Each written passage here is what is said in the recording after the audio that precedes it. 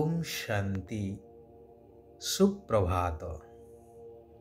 सर्वशक्तिवान भगवानंकर सर्वस्नेही भगवानंकर विश्व कल्याणर कार्यरे निजको सामिल करिथिबा समस्त श्रेष्ठ आत्मिक संतान मानंकु हृदयर कृतज्ञता शुभ अभिनंदन सुस्वागतम।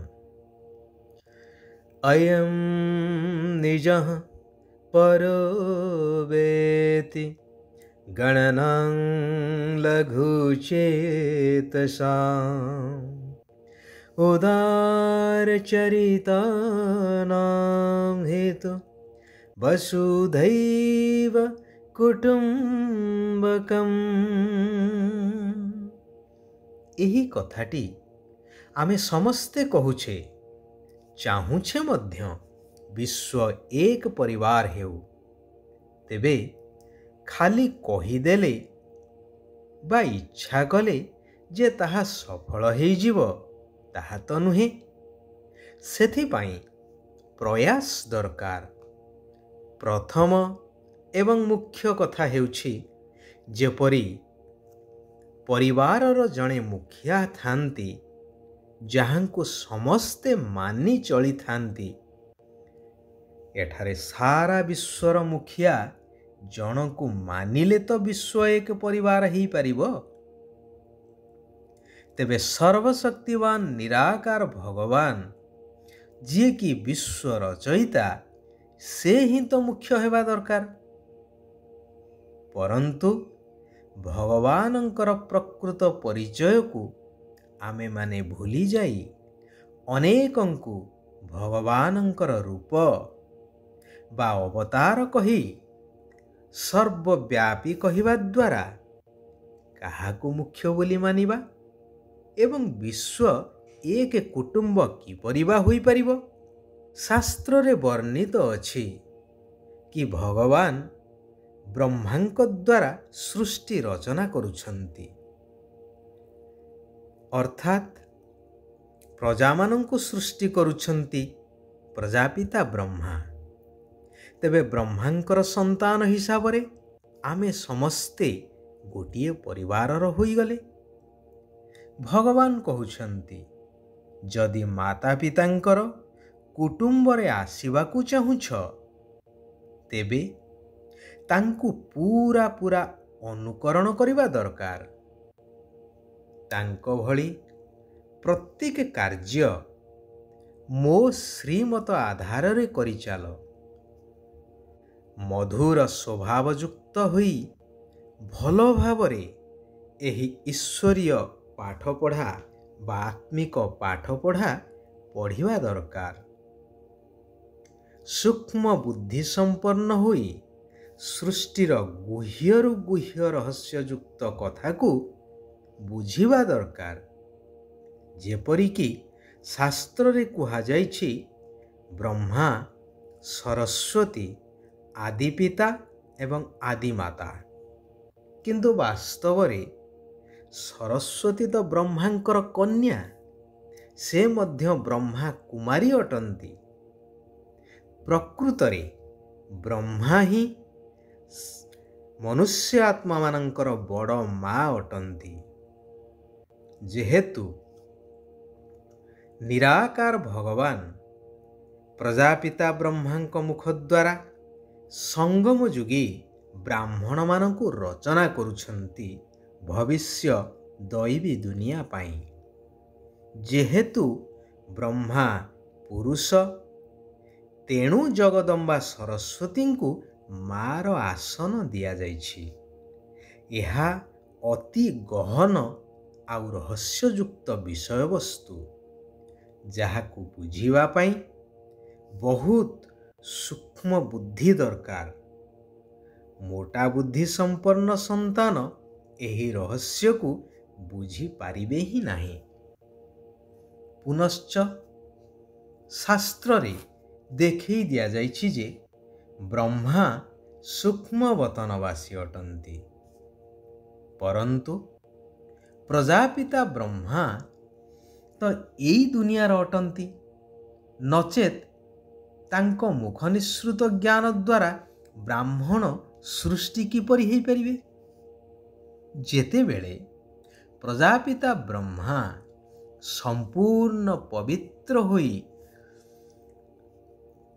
ଶତପ୍ରଧାନ ହୋଇଯାଉଛନ୍ତି, ସେତେବେଳେ ଏହି ସ୍ଥୂଳ ଶରୀରକୁ ଛାଡ଼ି ଅବ୍ୟକ୍ତ ଅର୍ଥାତ୍ ଫରିସ୍ତା ସୂକ୍ଷ୍ମ ଛାୟା ରୂପରେ ଦେଖାଯାଉଥାନ୍ତି।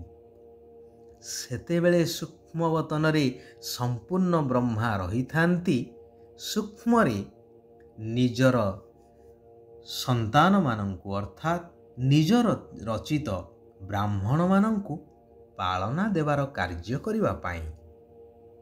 ସେଠାରେ କୌଣସି କଥାବାର୍ତ୍ତା ବା କାର୍ଯ୍ୟ ନଥାଏ, କେବଳ ଇସାରାରେ ସବୁକିଛି ଚାଲିଥାଏ।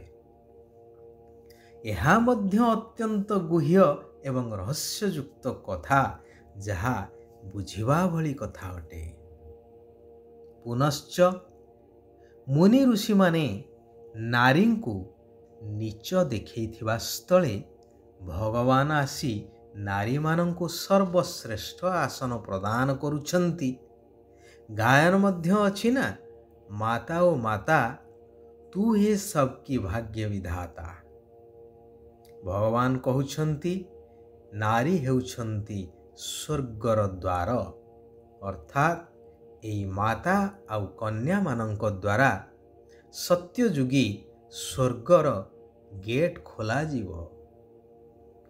ତାଙ୍କ ଦ୍ୱାରା ହିଁ ପରମାତ୍ମା ଏହି କଳିଯୁଗୀ ପତିତ ଦୁନିଆକୁ ଶତପ୍ରଧାନ ସତ୍ୟଯୁଗୀ ସ୍ୱର୍ଗ ଦୁନିଆରେ ପରିବର୍ତ୍ତନ କରୁଛନ୍ତି। ତେବେ ମୁଖ୍ୟ କଥା ହେଉଛି ଏକ ନିରାକାର ପରମାତ୍ମା ଭଗବାନ ଶିବ ବାବାଙ୍କୁ ମନେ ପକାଇବା। ଶିବ ବାବା କହୁଛନ୍ତି ନିରନ୍ତର ଯୋଗଯୁକ୍ତ ସ୍ଥିତିରେ ରହିବା ପାଇଁ ହୃଦୟର ସ୍ନେହ ବା ଭଲ ପାଇବା ଏକମାତ୍ର ବାବାଙ୍କ ସହିତ ରଖିବା ଦରକାର। ବିକର୍ମାଜିତ ରାଜ୍ୟ ଅର୍ଥାତ୍ ସତ୍ୟ ଯୁଗରେ ଜନ୍ମ ନେବା ପାଇଁ ମୋହ ଜିତ ହେବାକୁ ପଡ଼ିବ, ସୁକର୍ମ କରିବାକୁ ହେବ। କୌଣସି ପ୍ରକାରର ବିକର୍ମ କରିବା ଅନୁଚିତ, କାରଣ ଜନ୍ମ ଜନ୍ମାନ୍ତରର ବିକର୍ମର ବୋଝ ବା ପାପର ବୋଝ ବର୍ତ୍ତମାନ ଆତ୍ମାରେ ଭର୍ତ୍ତି ହୋଇ ରହିଛି।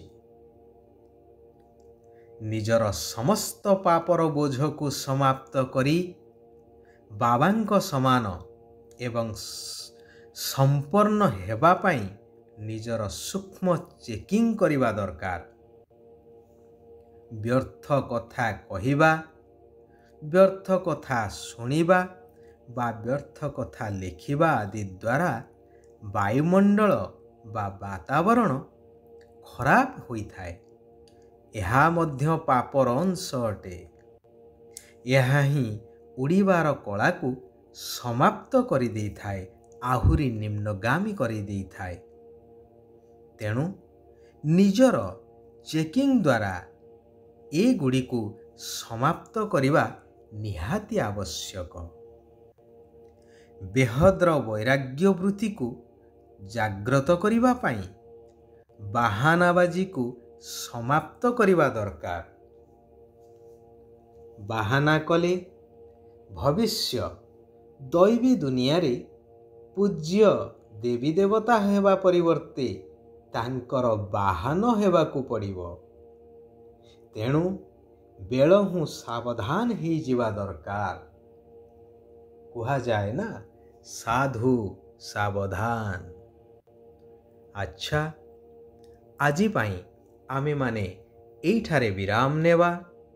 ଆସନ୍ତାକାଲି ପୁନଶ୍ଚ ଆମେ ସମସ୍ତ ଆତ୍ମାମାନେ ଏକତ୍ରିତ ହେବା ସେହି କଲ୍ୟାଣକାରୀ ପରମ କାରୁଣିକ ପରମାତ୍ମା ନିରାକାର ଶିବ ପିତାଙ୍କର ଆଉ କିଛି କଲ୍ୟାଣକାରୀ ମହାବାକ୍ୟକୁ ଶୁଣିବା, ଜୀବନରେ ଧାରଣ କରିବା ଏବଂ ସାରା ବିଶ୍ୱ ପରିବର୍ତ୍ତନର କାର୍ଯ୍ୟରେ ନିଜକୁ ସାମିଲ କରିବା।